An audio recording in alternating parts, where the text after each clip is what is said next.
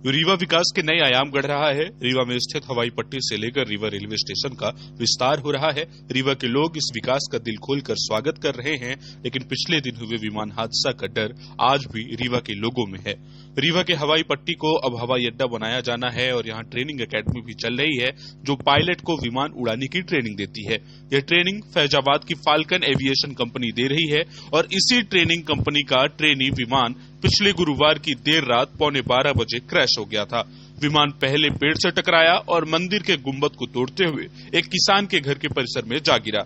हादसे में मुख्य पायलट की मौत हो गई, जबकि ट्रेनी पायलट गंभीर रूप से घायल है, जिसका इलाज जारी है। हादसे की जानकारी लगते ही पुलिस व प्रशासन के आला अधिकारी मौके पर पहुंचकर जांच शुरू कर दी थी, लेकिन रीवा के लोगों के मन में यह डर आज भी है कि विमान हादसा मंदिर के गुंबद से टकराकर हो सकता है। तो शहर में ऐसे कई टावर हैं जिनकी ऊंचाई काफी ज्यादा है और रात में उनकी लाइट भी नहीं जलती है, तो यहाँ भी हादसा होने की संभावना बनी रहती है। शहर के पचमठा मंदिर के पास रहने वाले शहर के एक नागरिक से न्यूज 18 लोकल की टीम ने जब बात की तो उन्होंने क्या कुछ कहा, आप भी सुनिए। नहीं, कल मैंने जो है ये पढ़ा समाचार कि रीवा में जो है तो एक प्लेन हादसा हुआ है और उसमें एक पायलट की जो है ट्रेनर की मौत हुई है। तो ये सुन के बड़ा अफसोस हुआ। हालांकि उसमें अगर देखा जाए तो रीवा में ये तो खैर अच्छा है कि कम से कम जो है कि रीवा का विकास हो रहा है, विस्तार हो रहा है, हवाई पट्टी की बजाय हवाई अड्डा बनाया जा रहा है और पायलट प्रशिक्षण केंद्र जो है तो खोला गया ताकि उनको ट्रेनिंग दी जा सके। लेकिन उसके साथ साथ कुछ चीज़ों को और भी देखना चाहिए। जैसे इधर हम लोग सर्दी का टाइम है, छत पे बैठे रहते हैं, तो मैंने देखा कि जो ये ट्रेनिंग वाले विमान उड़ाया जाता था, ये इतना नीचे से उड़ता था कि उसके जो उसमें लेटर लिखे हुए रहते थे वो आदमी आसानी से पढ़ ले।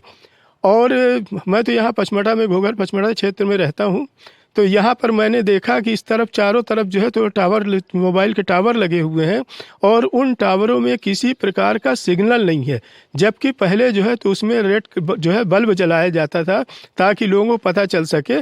तो हम लोग अक्सर घर में बैठ के ये बात किया करते थे कि इतने नीचे से ये विमान उड़ता है, ऐसा ना हो किसी दिन ये किसी टावर ओवर से ना टकरा जाए, क्योंकि दिन की बात अलग है, दिन में तो दिखाई दे रहा है, लेकिन रात में जैसे अंधेरे में उसमें जो है तो लाइट अगर नहीं रहेगी तो उसमें ये हादसा होने के चांसेस ज़्यादा है। इस बात का डर हम लोगों को पहले भी था और यही हुआ कि कल जो है इस तरीके का हादसा हो गया। ये तो कहिए ईश्वर की ये बड़ी महिमा थी कि ये जो है तो मंदिर ने अपने ऊपर ले लिया।